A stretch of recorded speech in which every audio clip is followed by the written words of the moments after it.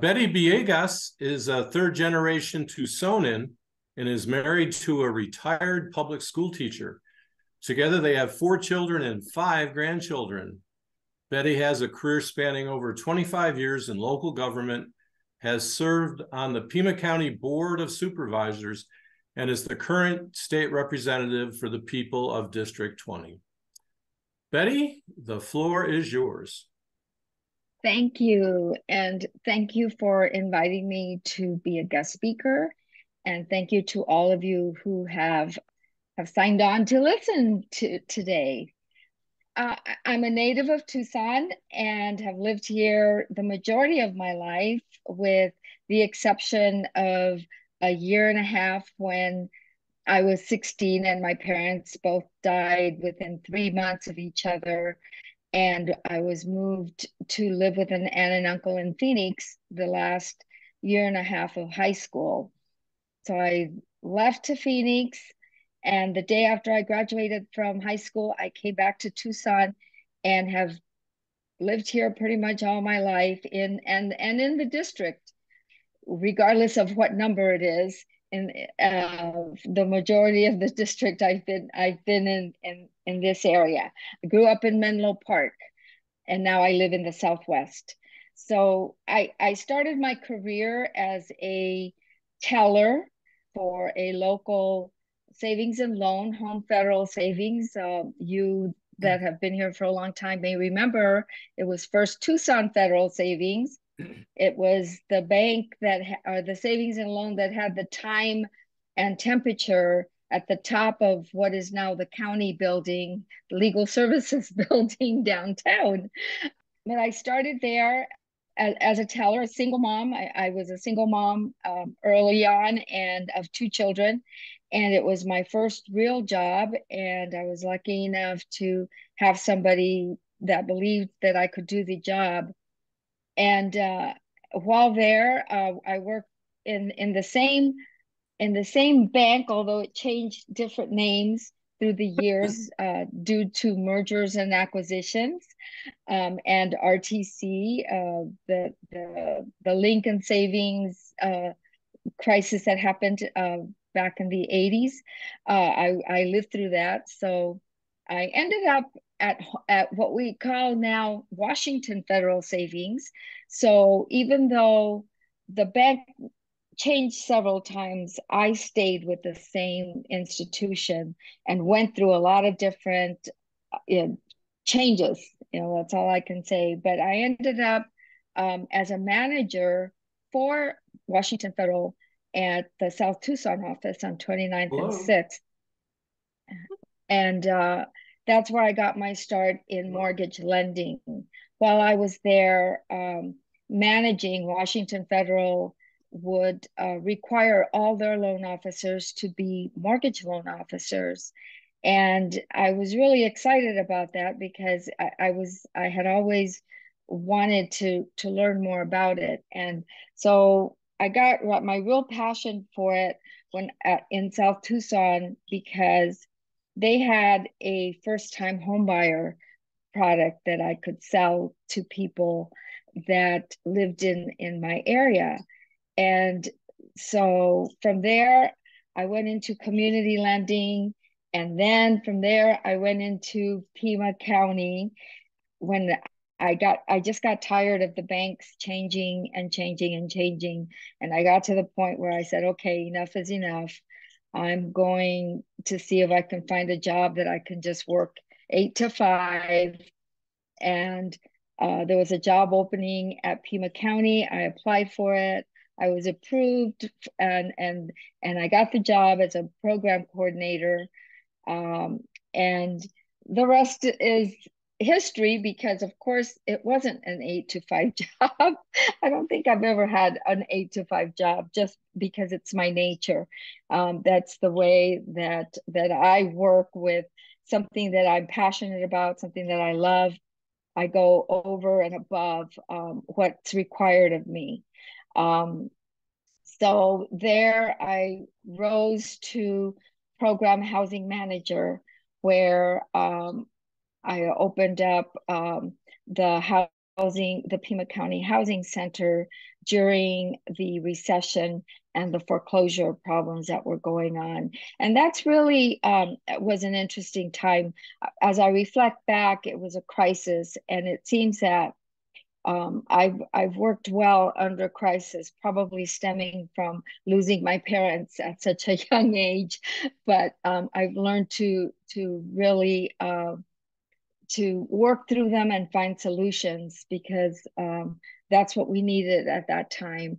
There were a lot of people losing their homes, and we needed to find a way to help as many people as we could.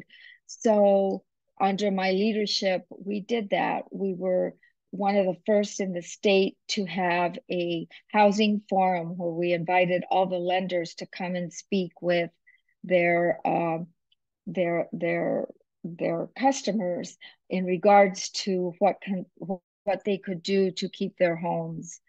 And from there, the housing center was important because it was a place where people could come and get trusted information and trusted help to save their homes. We weren't able to save everyone, but we really tried. And I'm happy to say that it was um, that we were able to work with a lot of families and keep them in their homes, from and some that are still in their homes today. But we did see a lot of people that were victims to the subprime market, and that was really a hard thing when there was nothing that we could do. So while I was there at the county, also actually when I first started in working with Richard Elias, my great friend and mentor, we worked at the county together, and we created one of the first mortgage revenue bond down payment programs that is still in existence today and still used by many people to get down payment assistance, along with good loans through the Industrial Development Authority. So working in that field gave me the opportunity to really get to know people, get to know their their passion and their dream for home ownership, and get to know give them the pathway to get there. We were able to develop many other programs with our nonprofit partners, and I'm very proud of the work that we did at Pima County. Not me by myself, because I had a terrific staff. And the most important part is that I had the political will. When you have somebody like Richard Elias, first it was Raul Grijalva, Supervisor Raul Grijalva, when I first started there. And then it was Richard Elias. And when you have somebody like that believes in you and believes in making people's lives better, it was an easy job. Even though we had some challenges over time, what we accomplished, I believe, were in the best interest of our community here in Pima County. So that's really where I decided in 2016 that I was going to retire early. My sister had passed away in 2015, and it was a real it was very hard for me, having only one sister, and she was younger than me. I do have two brothers, but she was my baby sister and lived here in Tucson, and we were really close. And she passed away from cancer that had come back with a vengeance. And so I felt it was time for me to just, sit back and retire and go through my grieving process on my own time. So when I left in 2016, I decided to go for another passion that I have, which is community and cultural heritage and historic preservation. And I did that by becoming an active participant in Los Ascendientes de Tucson, an organization that was started by descendants, the Mexican descendants of Tucson, and got involved with them and what they were doing and their mission. And the opportunity came up when I was then appointed as president of the organization, and the opportunity came up for us to reclaim what I call reclaim the Sosa Carrillo Fremont House, which is what it was called then, and um, have it become a museum. So we were able to accomplish that under my leadership there. We opened the first Mexican American Heritage and History Museum, and we wanted to really showcase the stories and the contributions of Mexican Americans here that were here in Tucson before the Gadsden Purchase all the way through today.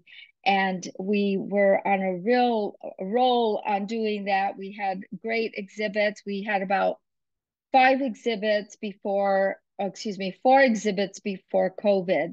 We were in the process of opening that 4th exhibit when the weekend before our opening, we had to close down.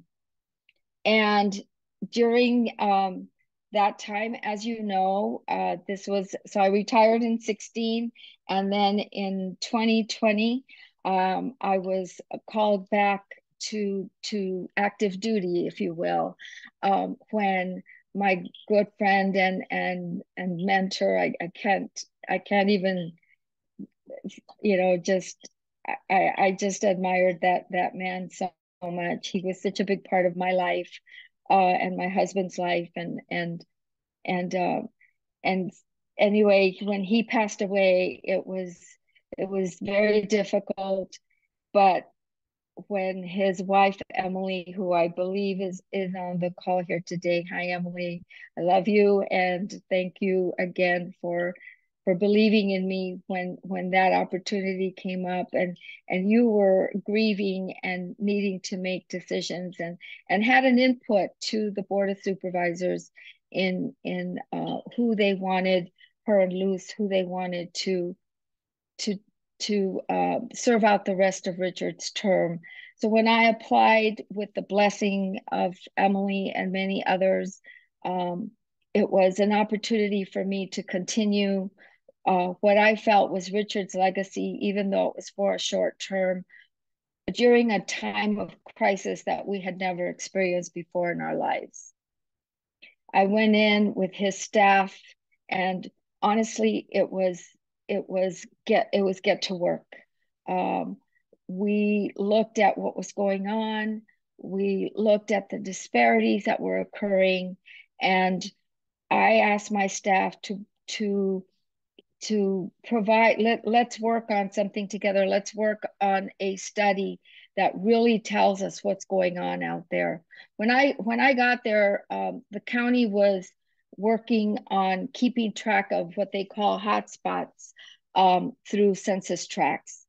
And they kept telling me that the hotspots were really maintained in congregate settings only.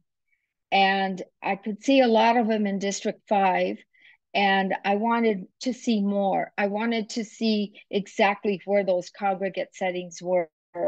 So I went to our GIS and I asked them to get me a map, not of zip codes, but of census tracts. With my experience in lending, where we did programming through census tracts, I knew that we could do a deeper dive if we did that. So when we got the map back, we saw that it wasn't just in congregate settings. It was in neighborhoods.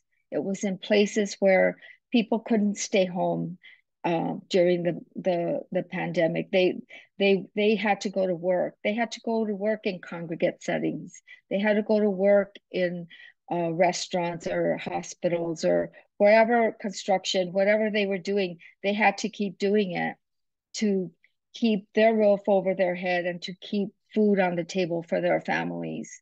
And so when we saw that, we started looking at the people that, we knew that they needed to stay home.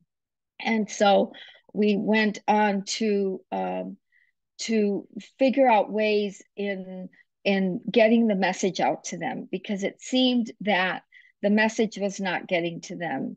And so at that point, what I did is I convened a group of leaders in our community that were out and that were able to talk to people and communicate with people on why they weren't getting the message, and if they weren't, then for them to tell us what is it that we're missing. And so with that, we convened this leadership group of community people that knew their residents, knew their community, and they provided us feedback on how we should change our messaging. And I then would work with our communications department again to try to get them to make the changes that they needed to make.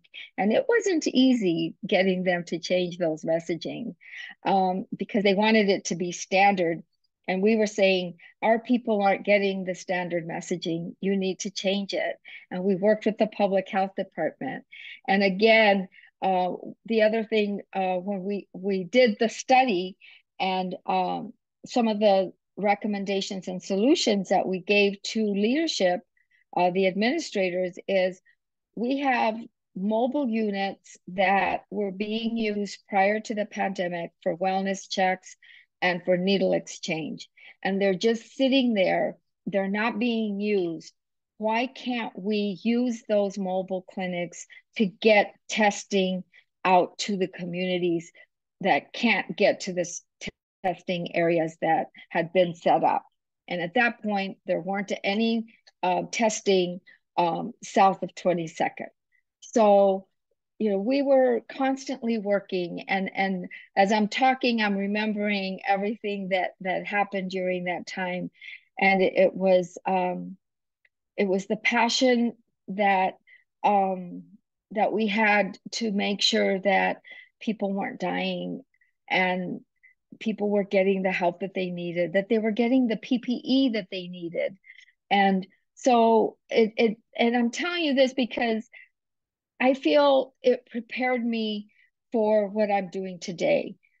While working through the crisis of the mortgage recession, and then working through the crisis of the pandemic, I feel that I'm ready, and I've learned so much.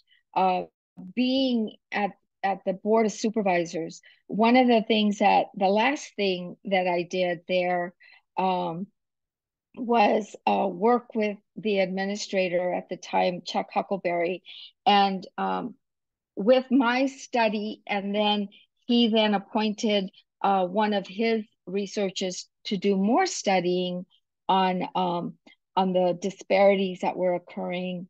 We were able to come up with a resolution titled, and I have to read it because it's a long one, a resolution declaring racial and ethnic health inequities and income inequalities in Pima County to be a public health crisis. This is a resolution that that Pima County did that no other county in Arizona has done, even now. And we were one of a handful in the nation to proclaim that it was a public health crisis. And our recommendations in that resolution are tied to the resolution in Mr. Huckleberry's memo, which I have a copy of, and I will give to anybody, because one of the recommendations was to look at every department in the county with a public health lens. It doesn't mean that public health department has to do all of it, but every department, from transportation to planning to education, everything should be looked at with a public health lens. And I see that the public health department has really taken this on, but I really believe that other departments are slow in coming to the table with it. And I'm hoping that that they can do more and that they should do more to make sure that what we learned from the pandemic and the lessons that we learned, that we don't make those mistakes again, and that we learn and improve on everything that we did. And that's how I approach everything that I do right now, with that lens that, you know, what we're doing is going to affect not only this generation but the next generation.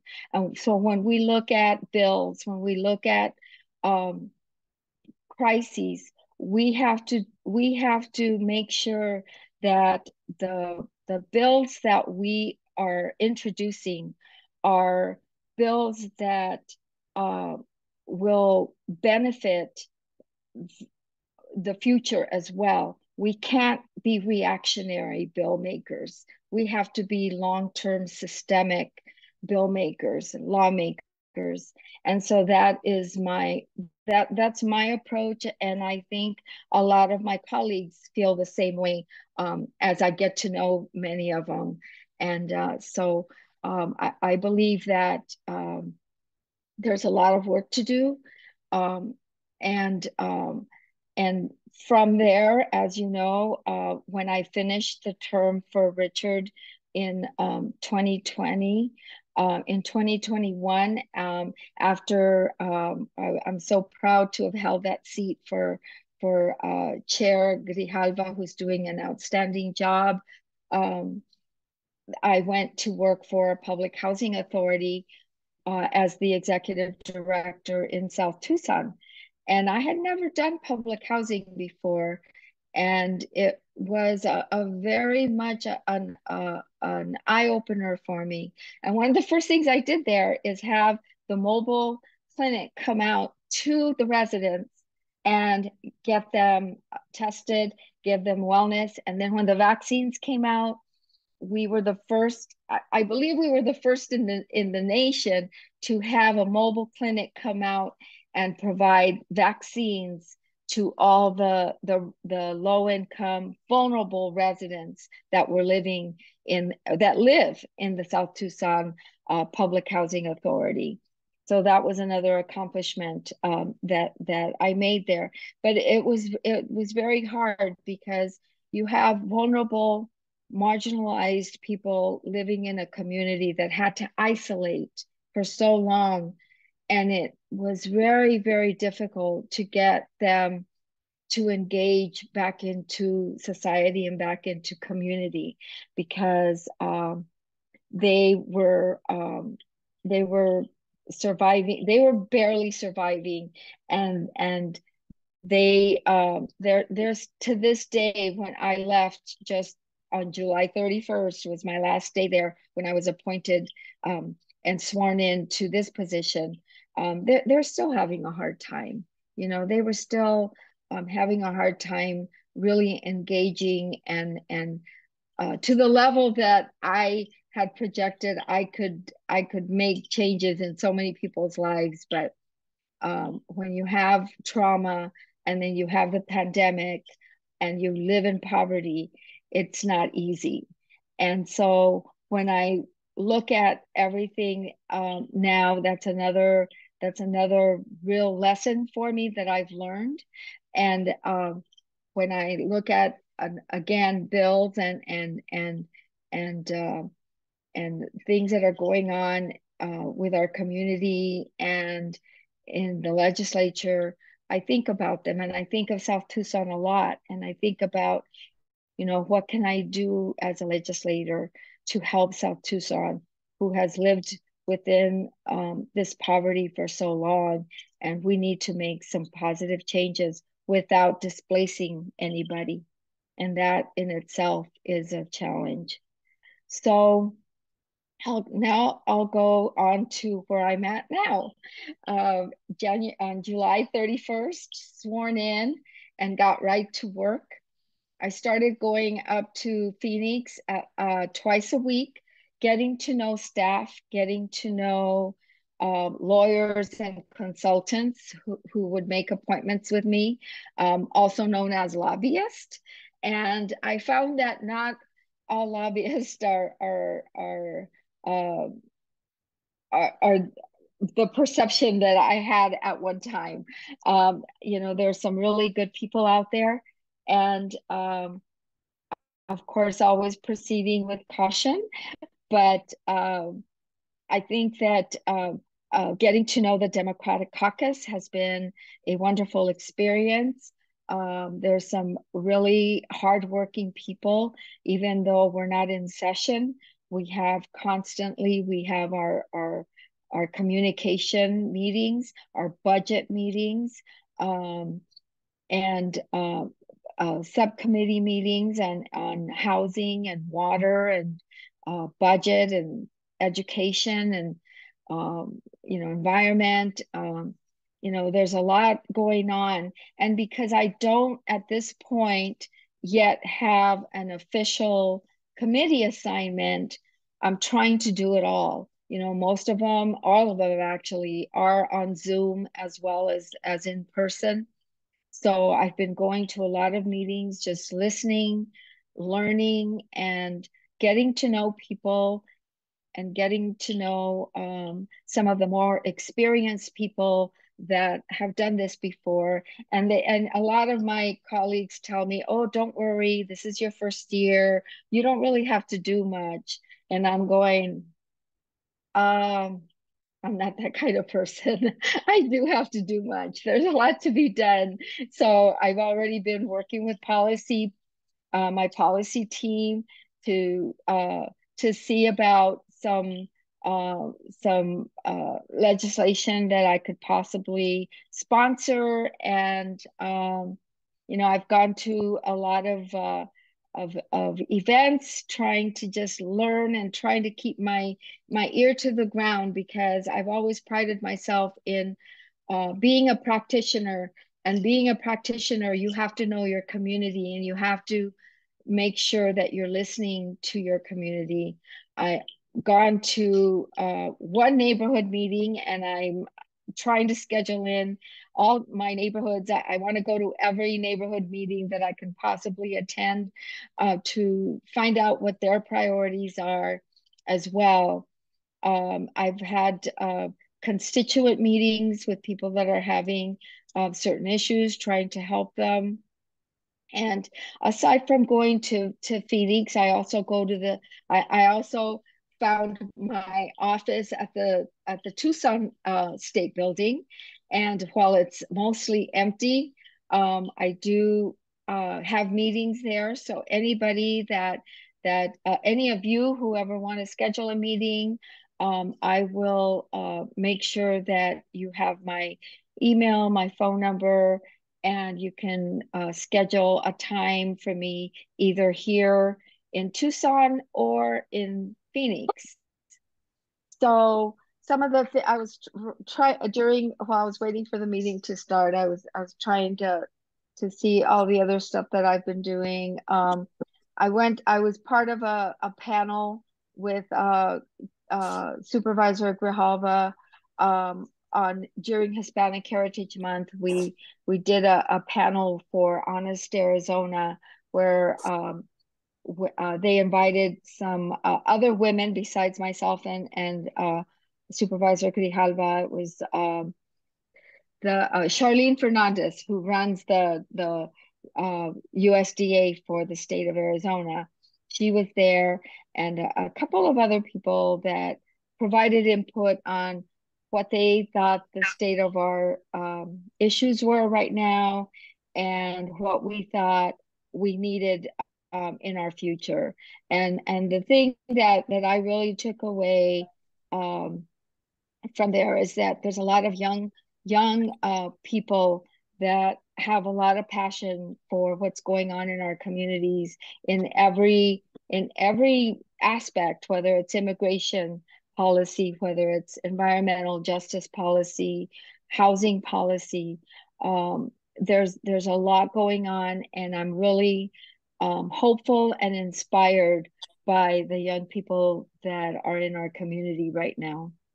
Great. So, yeah. On that note, we have about 22 minutes left for questions. Barbara Warren, you have a question.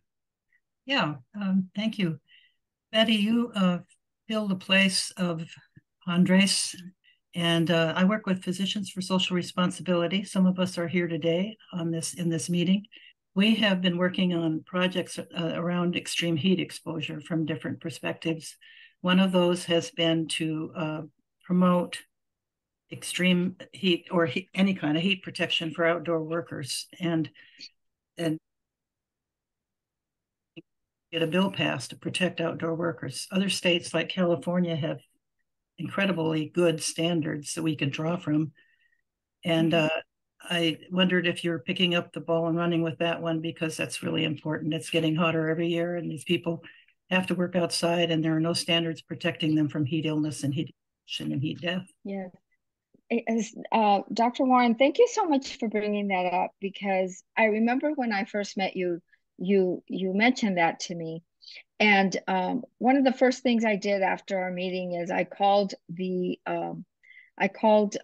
Dr. Cullen at the Public Health Department, and I let her know that there was some big concerns that we weren't doing enough for our residents who are working outside. And she assured me that they were working on it, and that there were some things that they were improving on. So thank you for that. And but I also want you to know that I was on a panel at the University of Arizona with my colleague Representative Mariana Sandoval, who is the person who has taken former Representative Gano's legislation, and will be introducing legislation again. We talked about the issues there, and how to students, to public health students, and people that work on the borderlands as well. And so absolutely, it's a huge issue, and I did some research on it before the panel, just to understand how huge it was. And I saw the legislation that is taking place, and I'm sure that we will come up, and I will co-sponsor with Representative Sandoval as well on that issue. So yes, absolutely. Thank you. Thank you very much. Great. Lillian Fox has a question. My question is about housing. I think you have a great background. One of the things that I'm seeing is, I know a lot of people who live in apartments, and the rents are getting raised so high, so rapidly, they can't afford them. I know a woman who was disabled Air Force, and her rent went up so much she can't afford the rent. She can't afford the money to move to another apartment. I have a friend whose father died recently. He's having his lease non-renewed. He's applying for Section 8 and living in his van. One of the problems is, in Arizona, cities have no ability to do anything about apartment rents. Is there any future in fixing that at the state level so that Tucson can take some action? Well, the first thing we have to do is flip the house to get anything even to committee. As a housing person, that was one of the first issues that I wanted to address with our policy team, as well as my colleagues that are also trying to lead in this effort.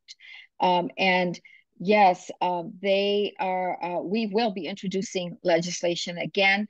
The problem is that it never gets to committee. Now, some of the bills that didn't pass last year were from a Republican, on trying to fix some of our housing issues, and even his own party didn't vote to pass any of those bills. But as far as the rental rates, I agree with you. And I've been talking to my policy person about how we could introduce some type of rental cap that is tied to an index rather than just anything, so that and my justification for that is knowing that wages on the average only went up 5%, which is a good thing. But when rents went up 30%, how do you fill that 25% gap?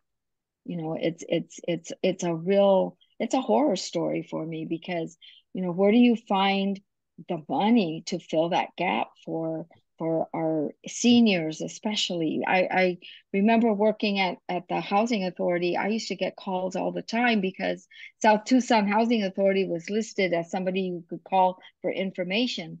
So we would have to listen to many stories and refer them to other places, and it was disheartening to know that this is going on.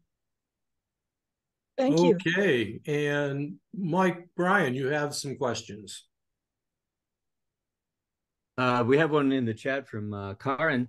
She's wondering if you're facing a primary challenger there in LD20 and whether any Republicans have announced they're running for your seat. I can tell you right off the bat, no Republican has any shot in LD20. We have a 30% registration advantage. But yeah, I haven't heard of any primary challengers. Have you, Representative Villegas? I haven't. When I look at the statement of organization, there is one person that filed on June 30th, and I believe he filed when he had put his name in for the appointment. And he's a university professor, and I have planned to reach out to him to see if he is, or if it was just something that he did when he was when he wanted to be considered for the appointment, because it seemed to me that that's when he did that. Other than that, I don't have anybody now, but that doesn't mean anything, and I'm preparing myself for a challenge. I believe it's only right for me to do that, first of all, and also you have to be prepared. I have to be prepared for that challenge if it does come up. Okay, Susie Anderson has a question. Oh, Betty, it's so wonderful to have you here. And you've been such a staunch supporter of everyone, including the Republicans, in the work you do. I was wondering, have you met with any Republicans whom you deem at least possible to work with up in the legislature? Did Andres leave you or give you any help in identifying people who might be willing to cross the aisle for the good of Arizonans? I've been talking to my other colleagues about that, and asking and talking to our policy team to see if there's anyone. And recently, I actually am working on a policy for sexual assault that I believe a Republican is willing to work on as well. So there's one, and I'm glad you asked that, because it was just this morning that I was looking at who he was when I heard, and I was able to get some information on him. I can't remember his name, but yeah. So I'm going to try, and one of the things that I'll say is, being a bank manager, being a branch manager of a bank, gave me the opportunity to really talk their lingo, the corporate America lingo, and have a conversation, a civil conversation with anybody, So I'm ready to do that. When the leader Toma gave me a hug at the swearing in, my minority leader said out loud, "That's the last time you'll get a hug from him." But you never know.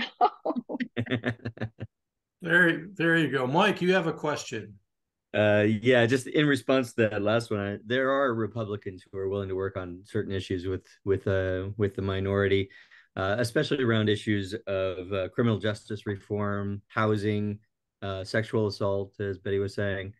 So there are some, and she will find a couple of allies to carry her bills, because really that's the only way we get our bills onto the floor for a vote, is a Republican actually, sponsors them. So Right. my question for you is, given your long history in housing and helping low-income people into housing, is there anything that you might like to accomplish regarding housing as a state representative that has been an ambition for yours for a while, and especially if and when we capture the majority in 24, what policies might you be interested in pursuing for around housing?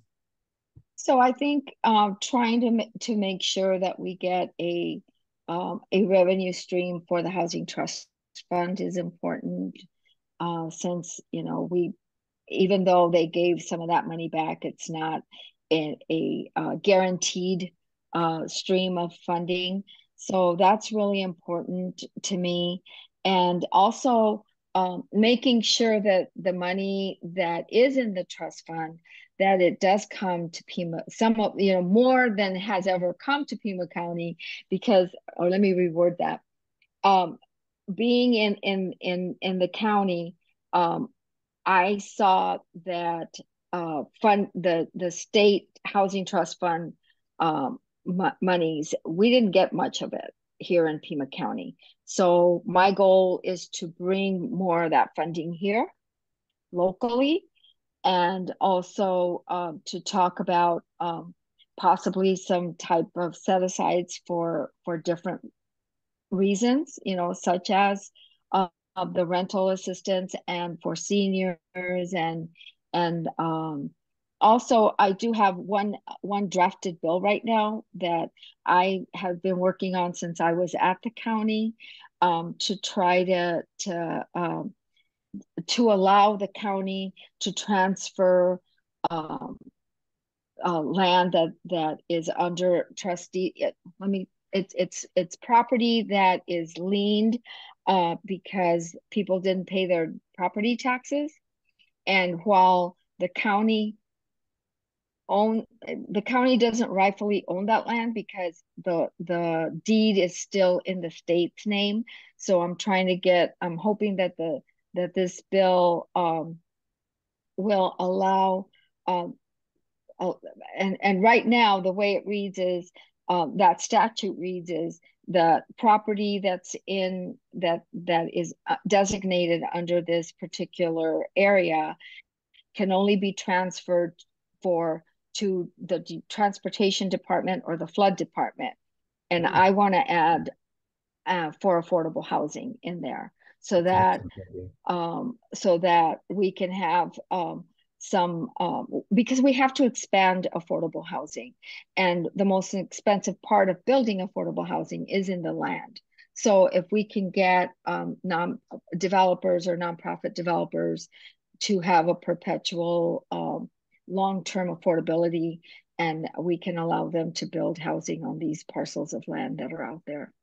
So that's one thing that I'm doing, and I plan to introduce. Hopefully it'll be, I think it's a bipartisan deal maker. Yep. Okay. Well, Lillian, you get the last question. My question is, are you aware that when you rent an apartment, there are a whole bunch of additional charges that the leasing company adds on, and those aren't listed as part of the rent, and they reserve the right to increase those at any time. And so you can set a cap on the rent, but if you don't include the additional charges, they can continue to raise rents to unacceptable levels. And they raise those fees during the middle of leases. They don't include them in the lease, and they say they're not covered by your contract.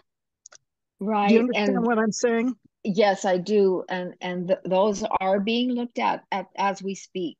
They're Oh, good. considered junk fees, if you will.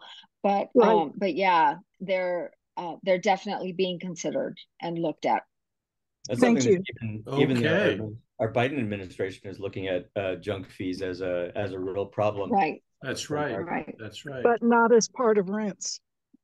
Right.